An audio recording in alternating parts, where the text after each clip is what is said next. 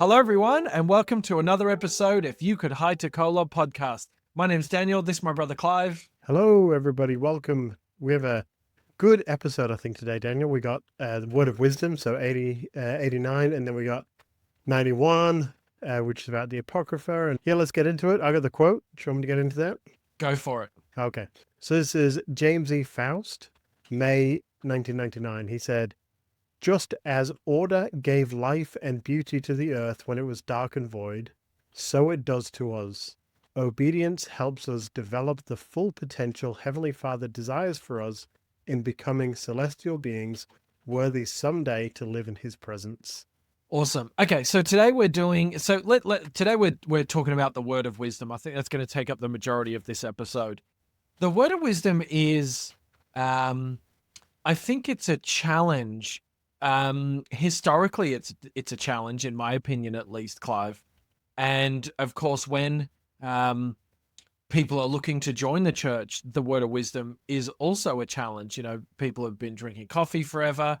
There's a famous comedian that I like who I think is a member still, but she's on stage and she's down in South America somewhere, and she's tracting to this person, and they say that this person says to her, the gangs won't let me leave the house, and I'm confined to my home. I'm literally not allowed to leave my house, otherwise the gangs will kill me. And then she said, when she was a missionary, she goes, yeah, but make sure you don't drink coffee. And it's a really, really funny stand-up routine. Anyway, shout out to her. There is parts of the Word of Wisdom that you could easily have a sound grab and say, well, Joseph Smith drank wine, or Joseph Smith had an establishment that sold beer. And you could literally just end it and go, that's enough fuel for someone who's anti-Word of Wisdom or anti-Mormon.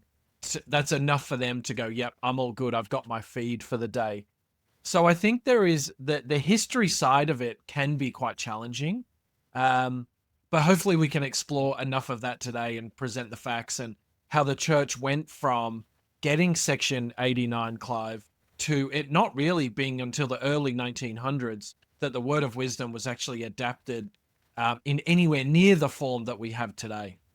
Yep, absolutely. Yeah, there was a bit of back and forth for a while there. Interesting, Daniel, with this section, for those playing along with dates, this is the next year now. So this is the first revelation, or at least the first revelation we have in Doctrine and Covenants for 1833. So this is sort of like, if we're putting it in parts, this would be like the fourth part, so like the next big section of revelations. So 1833, we get this revelation about the Word of, I mean, we call it the Word of Wisdom now. I don't know if it was always called the Word of Wisdom, and it didn't really start out as a commandment as it did now, did it? It was basically a word of wisdom. Like, this is things that we should follow. These are things that will help us to follow. And I'm sure there's a backstory that you know about how it all came about. It didn't just, Joseph wasn't just praying about something else one day and suddenly got this revelation. My understanding, which, I mean, you'll know more, but my understanding is School of the Prophets, Joseph was in there a lot with all the other elders talking about the things they need to talk to, and it was very, very smoky, very cloudy.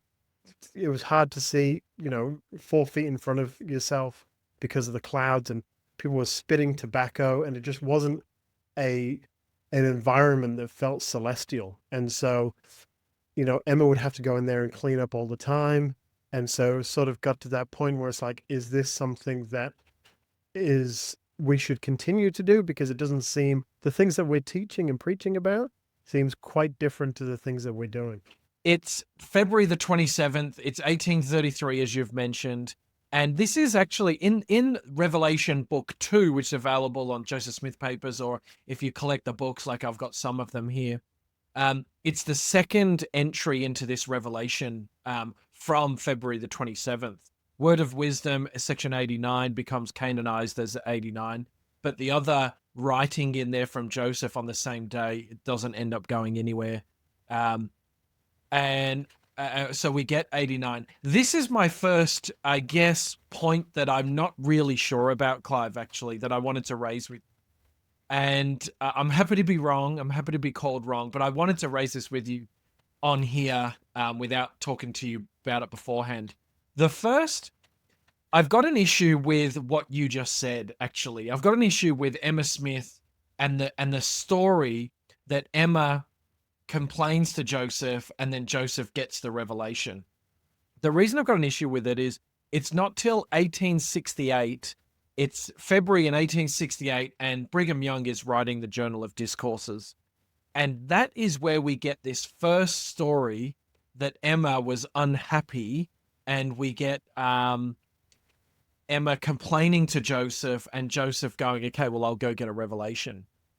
So it's 35 odd years later, whatever that number is, it's 30 odd years later, that we actually get the first written story. And there was 11 or 12 people, maybe more, in the room of the School of the Prophets. And so the question is, well, who told Brigham that happened? Because Brigham, of course, wasn't there. He's quite a fresh member of the church when the School of the Prophets wasn't formed. He's nowhere near the inner sanctum of those who get to go to the School of the Prophets, and he wouldn't attend the School of Prophets for, well, what are we in, February 1833? He doesn't attend the School of Prophets until the Christmas time of 1834. So the end of the next year is when he's in the sanctum of the School of Prophets. So someone must have told him this story, and maybe Joseph told him this story, but I don't like. And I'm happy to be wrong. This is why I preface this with I'm happy to be wrong. But the idea must be that either Joseph told Brigham this is how it happened, or Emma complained to Joseph in front of everyone, and then someone has then gone to Brigham later, 2 years later, when he was allowed to be at the School of Prophets, or later time, and said, oh, I was there when Emma came out and she had a go at Joseph in front of us all. And then Joseph went away and got the revelation. So I'm just not sure of the exact origin of this, of where this comes from. Of course, Joseph gets the revelation. He prays about it for a reason.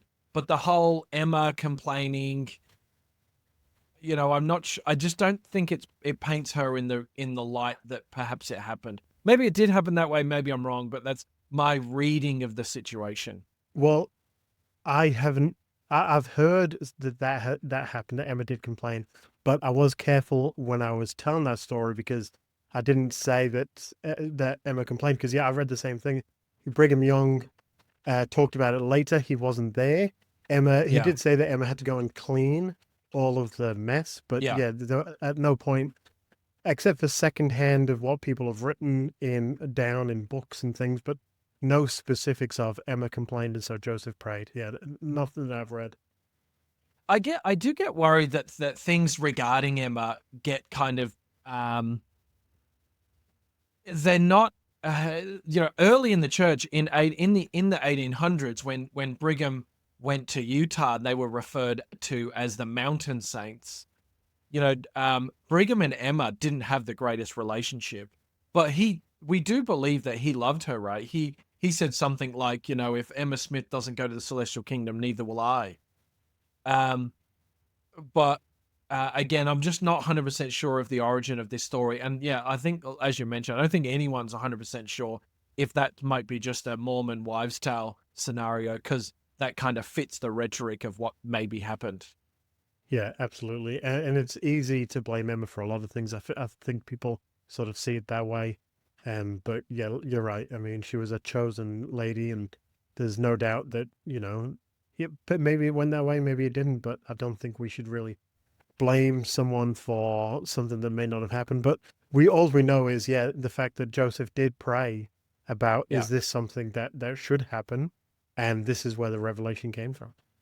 Yeah, maybe Emma was divinely inspired to say to Joseph, hey, are you sure this is right?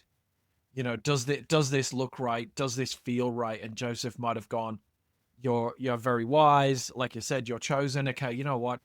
Thank you for your counsel. I'm going to go and figure this out.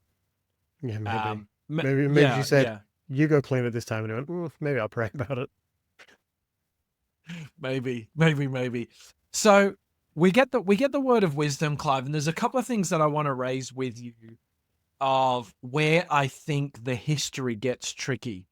Okay, so the word of wisdom we know is what's the exact wording here? It's verse 2, so section 89 verse 2, to be sent greeting.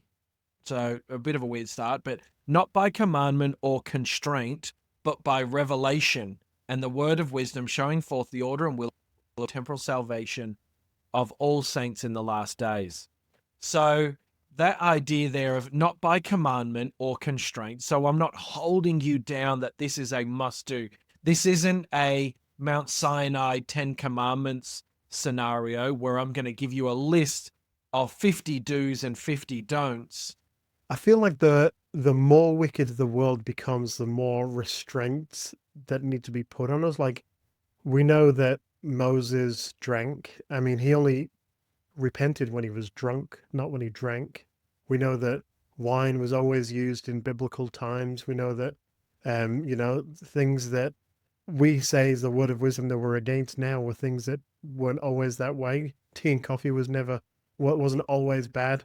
This wasn't a law that was given to us and said, all right, Joseph didn't come down off Mount Sinai, like he said, and said, okay, I have the word of wisdom. And then, Yeah. they didn't listen. So he cracked it and went, all right, I've got a simpler version. Like, it's not, there's none of that. Yeah. And it is interesting, isn't it? That power, it says, in the temporal salvation of the saints, it's not in the spiritual and temporal salvation.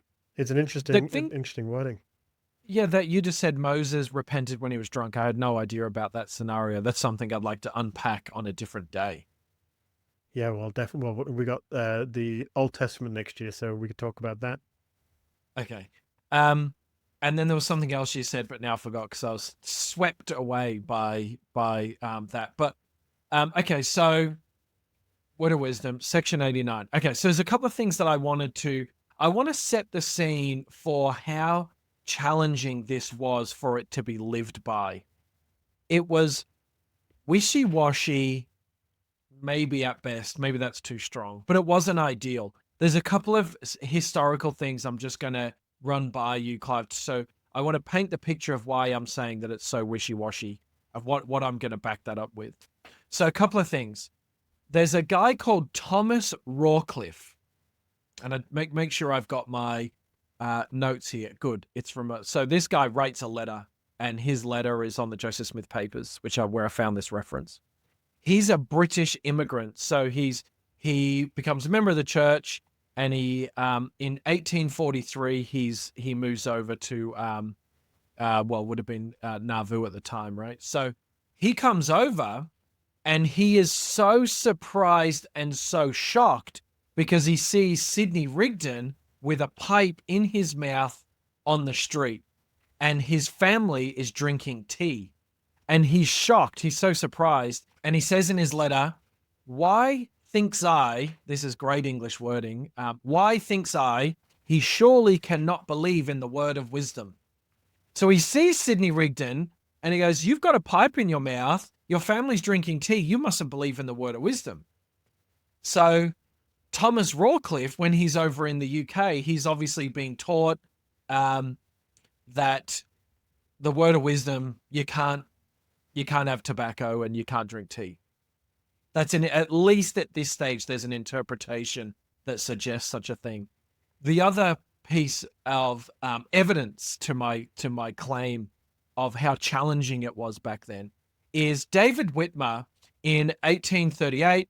He leaves the church, and he is asked to come to a council of high priests, and he's got 5 charges against him. And the first charge is for him breaking the word of wisdom. That's the first charge. So that happens 4 or 5 years before Thomas Rawcliffe comes over. So there is an element of the word of wisdom being put into the system of the church because David Whitmer is not complying. But then years later, we've got this English guy going, well, I saw Sidney Rigdon smoking a pipe and I saw his family drinking tea. So there's, how this was managed, and it isn't the same as the scriptures are the same, but how we review it and how it's a commandment now isn't how it was back then. And I'm not saying that's a negative, and I'm not saying it's a positive. What I'm saying is when people try to dig up anti-material about the church, it's very, very easy to just go, well, I'll just go find what happened in the 1830s and I've nailed it. But it was really challenging. It was a really challenging time for this growing church to manage all the people, decipher everything. It says not by commandment or constraint, and there's so many other examples I can go into where it was hard for them to live by. Yeah, I think what's interesting, right? So it talks about how it's temporal salvation. It doesn't say that, if you drink coffee or tea, you won't go to the celestial kingdom because it's a spiritual salvation thing, but it eventually became that. It's like, this is what the Lord has laid out for our health and for our benefit. It's not just don't do this, don't do that, but it's also do this and do that, and, it'll be beneficial for you. But it was never or you won't go to heaven. But now it's sort of shifted to will you be obedient to these things? And it's the obedience part of it that makes it, it's didn't come out, like you said, it wasn't really a temple question until 1927 by Heber J. Grant. He's the one that decided we're going to put in the temple recommend questions. It was more of will you be obedient to this? And the obedience is the key part. This is something difficult. The obedience is the part that's the spiritual part. And, talking about, how it was difficult for them at the time, I sort of put it in more of a nowadays present sort of way. A few years ago, what they called energy drinks. They talked about energy drinks in the Ensign. Now, it didn't say we need to stop drinking energy drinks, but it talked about how unhealthy they were for us. Now, maybe in 10, 20, 30 years, they might come out and say, no more energy drinks, and we're putting that into the temple recommend questions. Yes, they're not great for your body, but, I mean, there's other things that aren't as well. But because it mentioned it once in the Ensign, there might be some people who say, well, forget it, from now on, I'm never drinking energy drinks. But it's still not a commandment. And I see that the same way as the word of wisdom. Joseph Smith has said it. He said that it's not a commandment, but it's something we should live by. Well, then that's it. I'm living by it. And hey, that's great. And, I'm sure you'll get many blessings. Those people in the word of wisdom, when the word of wisdom first came out, if they couldn't quit, if they couldn't do whatever, that's fine because it's not a commandment. But the obedience part is the part where we go, okay, because it's been said, I believe I should follow it. Yeah, I mean I liken it in terms of a list of do's and don'ts. It's probably similar to keeping the Sabbath day holy, right? There's not a list of do's and don'ts, but we know what we need to do on the Sabbath to become closer to God, and that isn't a strict adherence. In fact, the apostles tell us in conference that the Sabbath it's a personal thing for you. Now in the word of wisdom, we get some specific things, but it doesn't say in there, don't drink Coke, for example, or don't drink energy drinks. Those things are left to us to figure out ourselves. And maybe it's a generational thing as well in terms of strict adherence. Obviously, it's harder and harder to get the next generation to have strict adherence to something than the prior. And I guess that's just history's just repeated itself the whole time. Yeah, that's true. I mean, when people became more wicked, rules didn't become more relaxed to help them. Rules became stricter to sort of pull them back in line a bit more, where you can't adhere to these broader commandments, so let me narrow them down. So that's the why I feel, the more wicked the world will become, the more there might be another word of wisdom type thing that comes out in a few years, more specific. Like, we didn't say no vaping, but now we are saying no vaping. We thought that came under no smoking, but obviously you're not listening, so we're putting that in there too. We'll put in no energy drinks and, whatever else it may be. Screen time is narrowed down. I don't know what it could be. But, I just feel like the more wicked the world's becoming, well, then the more, focused the commandments will become. There's one other thing, that one really poetic part of the word of wisdom that I'd like to take you through, Clive, something I've found out. Um, and I'm more than happy to talk about the negative sides, and Joseph or Brigham or anyone here who wasn't abiding specifically to the word of wisdom. So Hiram Smith was actually a big advocate of the word of wisdom. In the Times and Seasons in 1842, they publish a sermon of his where he says, you should be living this. This is God's commandment. You should be living it. And he is really direct, actually, about the word of wisdom. Probably the most direct of anyone of his time. In fact, after he dies, he tells us that section 89 is his favorite section. And then after he dies, there's a number of paintings where people paint him holding the scriptures and have them holding it open to section, have him holding it open to section 89. Then later on, we get Joseph F. Smith. And Joseph F. Smith, who is his son, is an incredible enforcer of the word of wisdom, an incredible enforcer. He really changes the tide. You mentioned Heber J. Grant. Heber J. Grant and Joseph F. Smith were two peas in a pod, really, when it came to the word of wisdom. And it was Joseph F. Smith, Hiram's son, who really drove it. Joseph F. Smith, he said this: the reason, undoubtedly, why the word of wisdom was given as not by commandment or restraint was that at that time, at least, if it had been given as a commandment, it would have been brought every man addicted to the use of noxious things under condemnation. So the Lord was merciful and gave them a chance to overcome before he brought them under the law. So Joseph F. Smith is saying the Lord knew that this was too strong, too tough, too much to ask for, almost setting up the saints for failure. So later it comes in as a commandment, as the church slowly but surely took people through, and before changing the temple recommend question to be, you must be adhering to the word of wisdom. So I really like that link between Hiram and his son as kind of leading the charge for the word of wisdom. What I found interesting about that, right, is if the prophet came out today and said something along the lines of what I'm about to read with Brigham Young, I would think, okay, I have to do that. Right, I'll just read it and we'll talk about it. He said, I said to the saints at our last annual conference, the Spirit whispers to me to call upon the Latter-day Saints to observe the word of wisdom, to let tea, coffee, and tobacco alone, and to abstain from drinking spirituous drinks. Now, if the prophet said that to me, I wouldn't think it's still just recommended. He's just saying, I think we should do this. More than, like the prophet knows more than me.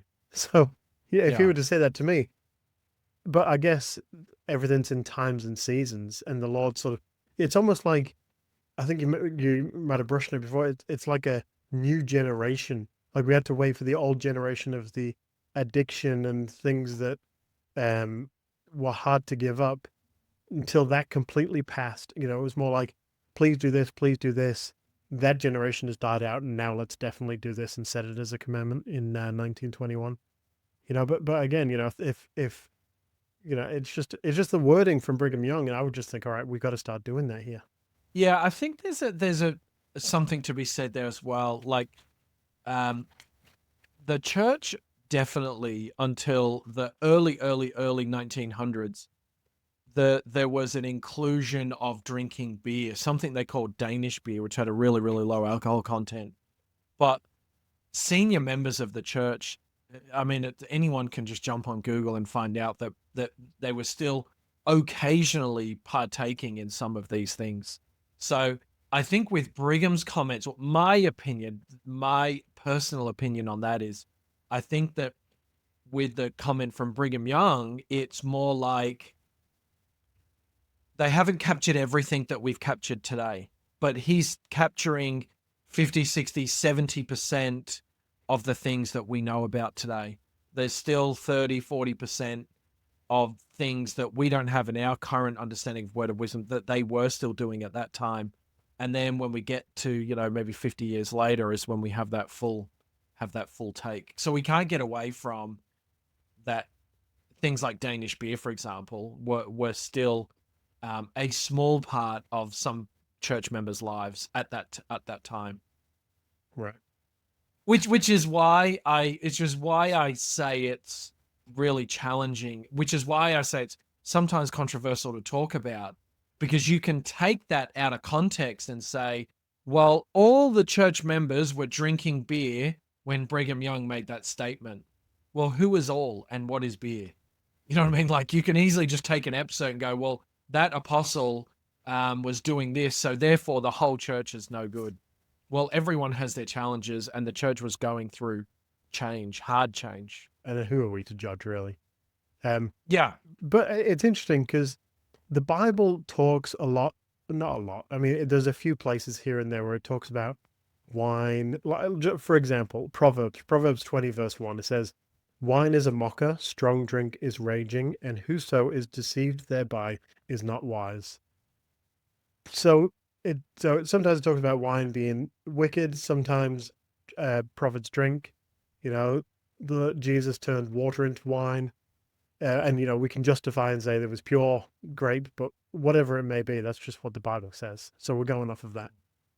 So it's interesting how, it's always been spoken about, but it's never been, fully, this is what we'll stop doing. It's very up and down. And that's the way I've seen with the world. Well, seen with the world. I'm not super old, but when I was looking up, okay, I'd heard, because I'm not that old, like I said, that doctors used to say the smoking was good. So I was trying to look that up. And what I found was, even when smoking first started in the 1600s, there was very debated on whether it was good or bad for you.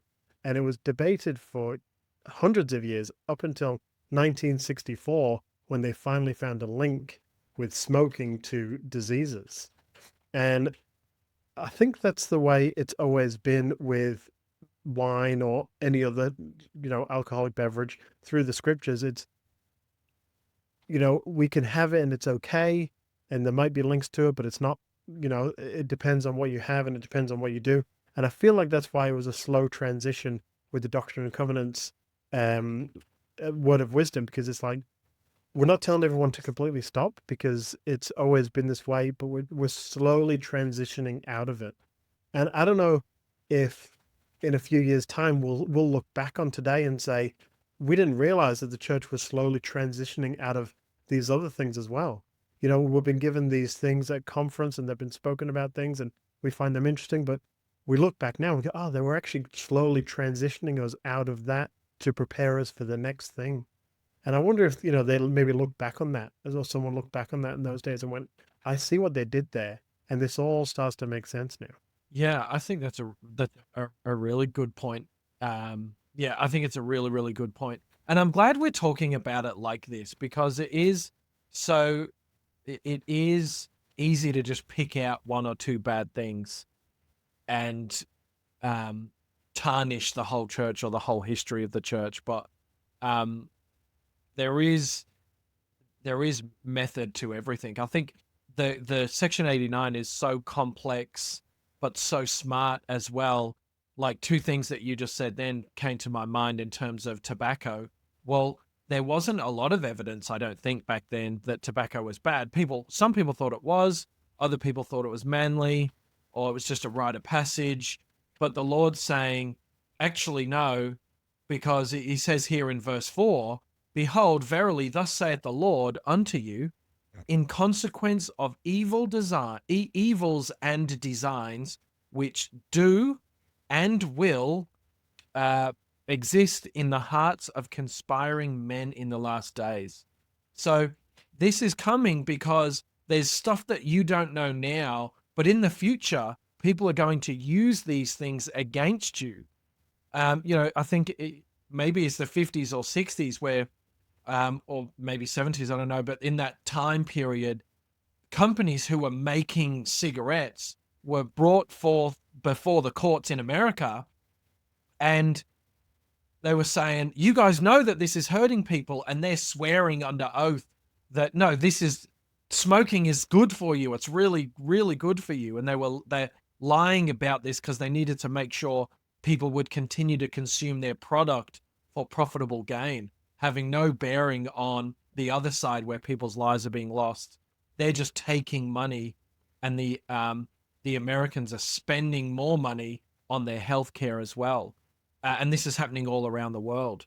And so now it's easy to see that advertisements of alcohol is everywhere. It's funding enormous things. Huge sponsorship campaigns are all coming from, alcohol, gambling, just enormous money makers. Cigarettes, not so much. Here in Australia, it's almost outlawed, really. And less and less and less people are doing it all the time. Although, as you mentioned at the top of the show, that vapes are in, but they're kind of a bit on the way out as well. So I do like how complex it is, but how simple it is as well. But it's just an absolute. I feel like it's a masterpiece if you take in my view at least, it's simple, but yeah, it's just a great piece of writing. I agree. And what I really like about the word of wisdom, it's not thou shalt not drink, thou shalt not smoke. It's gone, because the amount of people that say, well, God has put these things on the earth, so surely we must have them. Well, yeah, the word of wisdom actually explains that. Verse 8, tobacco is not for the body, neither for the belly, and is not good for men, but is an herb for bruises and all sick cattle, to be used with judgment and skill. I mean, that we don't really do that anymore because, we have better medicines for bruises and sick cattle, but they did back then, and they did for a long time. And now we have, there's medicines that are being created from things that we always took as drugs and that are actually helping people. Yes, the Lord has put these things on the earth, but they've been put here for our benefit. Herbs in the ground, seeds, there's a list of, yes, you can't do this, but yes, I have given you these things for these other purposes. And yeah, I like just how it's not a thou shalt not, it's okay if it was, I'd still follow it. But the amount of people, like, even just now you have conversations with people, or at least I have conversations with people, why don't you drink coffee? And I mean, it's easier for me to go because the Lord has asked us not to. But if they want an answer, I try and say, well, it's addictive and we shouldn't have it. And then they laugh and say, well, anything can be addictive. You say, yeah, I know, but and I'm not trying to justify why I do and don't do it. I just don't do it because I've been asked not to do it. But, the Lord's gone, well, don't do these things, but also you can do these things. And I've ordained these other things for other reasons. So yeah, I really like it in that sort of sense. There's more of an explanation than a don't do this. Yeah. I might finish the timeline. So I might just finish the timeline if that's all right, in terms of just how we got to where we are now. So it's the late 1800s. The church is moving more and more towards living an example. Lorenzo Snow in particular, he starts talking to stake presidencies and bishops, actively pushing for them to make sure they're setting an example of living the word of wisdom.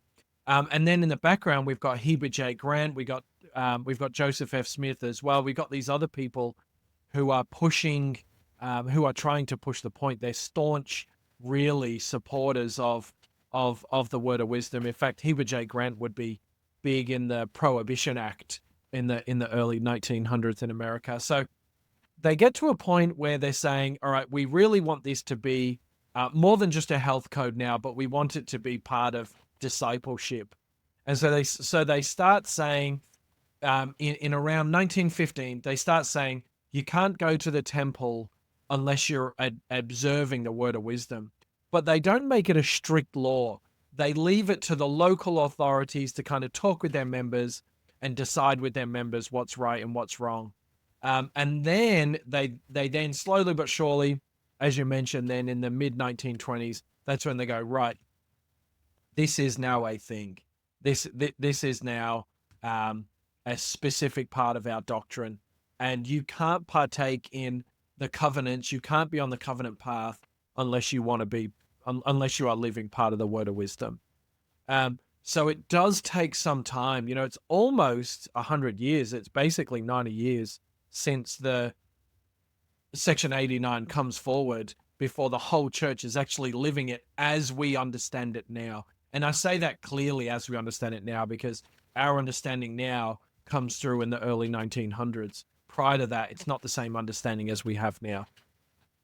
I want to ask you about the understanding we have now. So we know, I mean, we can go through if you want, but we know, don't drink, don't smoke, don't tea or coffee.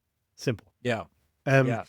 but for our understanding now, so it talks about it's basically 10 to 13, but it says that we should, in 12, flesh also of beasts and of the fowls of the air, I the Lord have ordained for the use of man with thanksgiving. Nevertheless, they are to be used sparingly.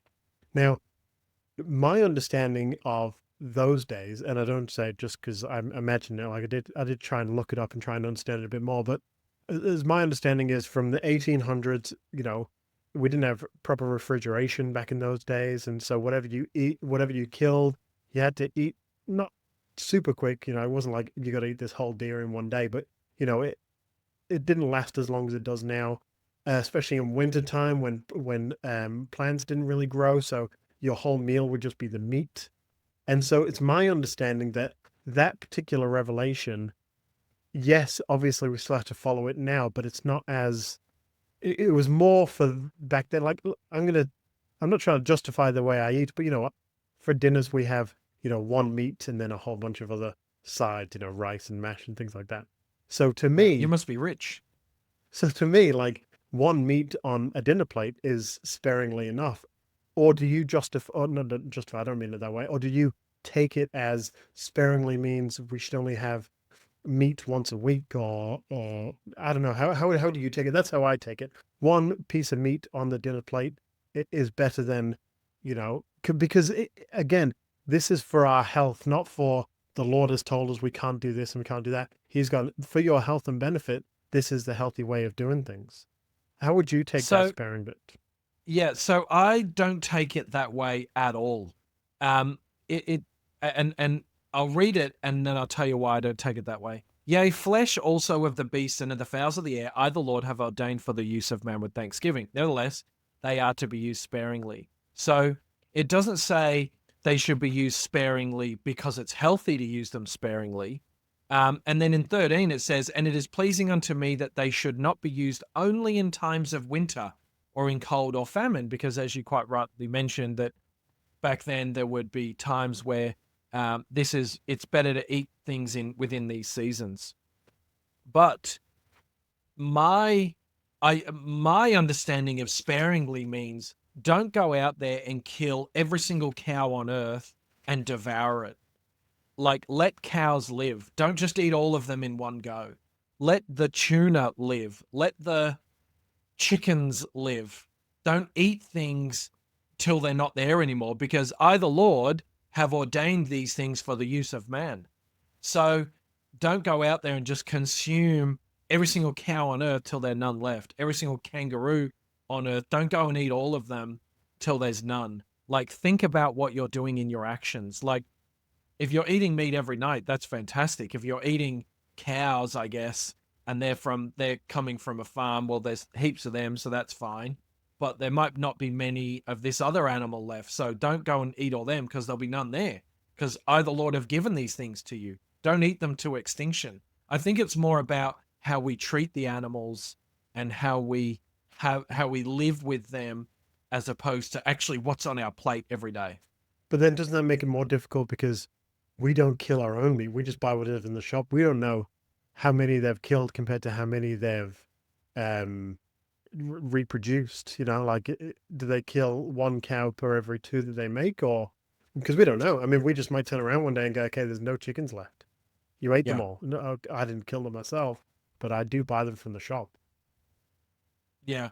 It's a nightmare of the current ecosystem, because it's impossible to know, almost impossible to know where food comes from. I mean, if you buy fish in Australia now from certain places, you can ask them and they'll tell you literally which boat the fish was caught on and which hook was used, what type of hook it was used to catch that fish. So those ecosystems kind of do exist, but I think it's more the premise. I think it's more the premise of just hunting things and eating things to the point where you no longer can live with them side by side because you've just gone through them so much. I mean, in this day and age, that doesn't happen a great deal. But again, it's all not ideal anyway. I mean, all the way that fish are caught now, and all certain species are almost to extinction because of the netting that's taking them. That's I'm not a hippie, but that kind of stuff's not super ideal. But I think that's my interpretation is not what's on your plate. It's how you're cohabitating with the animals on Earth, and if you're just killing them, like you kill a whole cow and you just take one meat burger, and then the whole thing's gone, Right. for no reason. And then you're going to do that to 400 animals, and so does everyone, and then there's none left. So I, the Lord, have given you stuff, and now you've disrespected it so much that they're gone. You can't have it now. Yeah, okay. Yeah, that's an interesting way to say it. Yeah. I guess everyone's, there is no specific, this is what it is. And I'm sure there's a lot of people who have a different interpretation as well. So interesting to know what everyone else thinks. I think that is a downside to, there's a downside to what we're doing. Like, because we could come on here and, we're on this podcast, and again, hot drinks are not for the body or for the belly, verse 9. And we could sit here and hypothesize about what that means and why tea and coffee's on there, but not, I don't know, Milo, some other thing. And so in reality, you're right, exactly what you just said. There is no specifics behind these. It's our personal understanding. It's taken not for commandment or constraint. And I guess that's why the word of wisdom did take such a long time to get hold, and does draw controversy with, anti-religious groups, which is silly because those anti-religious groups also hate lists of do's and don'ts. So I guess you can't win, right? You can never win. You can never. I mean, the amount of people that still bring up polygamy, it's like we've been around 200 years. That was a small portion. Give us a break. But I mean, also the great thing, I want to just skip to the end of the word of wisdom, if that's all right with you. I just want to talk about the promise, because the Lord, he's said, this is what it is. This is what we need to do. This is the healthy part. But then there's the promise, and he finishes with the promise in verse 18. And all saints who remember to keep and do these sayings, walking in obedience to the commandments, shall receive health in their navel and marrow to their bones, and shall find wisdom and great treasures of knowledge, even hidden treasures, and shall run and not be weary, and shall walk and not faint. And I, the Lord, give unto them a promise, that the destroying angel shall pass by them, as the children of Israel shall, and not slay them. Amen. So he's gone, okay, this is why I'm doing this. This is for your health, for your benefit. And a healthy body is a healthy mind. So if you've got a healthy mind, well, then you will receive and be able to retain all of this knowledge. So, it's just like, this is it. This is what I mean by I want you to follow these things. Yeah. And our bodies are temples. Like, if we think about temples in a literal way, they're places where we can go and worship, and we can take out covenants. Well, that's our bodies. And we hear that temples, bodies are a temple all the time, but actually they're a sanctified thing. And Joseph taught about when the spirit and the body come together, that's the soul. Those things have got to come together. So how we're treating this body that's going to be with us through eternity, you've read out that that explanation of how long eternity is. Like, if a bird grabs a grain of sand and flies away 1,000 years to a planet, drops that grain of sand 1,000 years back, grabs another grain of sand, and they deplete all the sand on Earth, and then they do that with water, then eternity's just begun. Well, that's ages. And this body is going to be with us, for those ages. And so at the end of the day, that's what it's about. It's about treating our bodies well, and, not doing all of those McDonald trips that I enjoy so frequently. I think that's a big part of it as well. All right, Daniel, we're talking about a bit for the word of wisdom. I just want to quickly talk about the Apocrypha really fast. So This is section 91. Section 91. Yeah. What Yeah. is great? Okay. So the Lord says, in verse 1 that there are many things contained therein that are true, and it is mostly translated correctly. Mostly translated correctly. So it's the Lord doesn't say don't read the Apocrypha like at all, which is great because there's so much more knowledge in there. You and I both have it, and Yeah. there's things in there. Actually, which one do you have? Because I don't think I've got this one, the complete 54 volume Apocrypha, which is this one is called the Literal Standard Version, 2022 edition. So I've got the King James version of the Apocrypha. Oh, okay. And I also have this one. That looks small. Is it big? No. Is it like this is chunky? This one's my favorite, all-time favorite book. This is the Ethiopian Bible. This has all 90 books of the original Bible in it. And so, I mean, the thing about the Apocrypha, and the thing that the Lord does warn us, he says in verse 2, there are many things contained therein that are not true. So, yes, there is many things that are true, and it is mostly correct, but there's also things that aren't true. So reading these books that I do have, I sort of have to go with the warning that the Lord has said.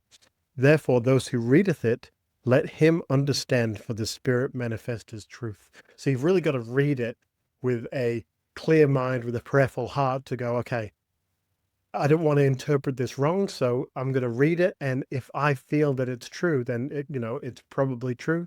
There might be some stuff in there that I either don't understand, so I can look up and then, maybe it's not true. Maybe that part isn't true. But to me, there's so much truth in there. And what I want to ask you, and I think I know, and I'll just tell you what I think I know, and I'll ask you. So Joseph was asked not to translate it, but it was mostly correct. He was told to translate the Bible. So why wasn't he told to translate the Apocrypha? I think, my personal opinion, is if he had lived on, then the Lord would have gone, okay, now there's more time, go ahead, but you've got other things you've got to do right now, so don't translate it now. That's just what I think. Do you know? I don't know. I don't know why there was a selection one from the other. I do. I don't want to make it up. I do think it's possibly got something to do with the Pearl of Great Price, Moses, and the creation story. I'm not sure there's too much of that in the Apocrypha, but also, yeah, I'm not sure. But the Apocrypha is a bit foreign to most members, right? Like you get every now and then you get some absolute guru who gives a talk and they might drop something from the Apocrypha and you're like, yes, so glad I came today.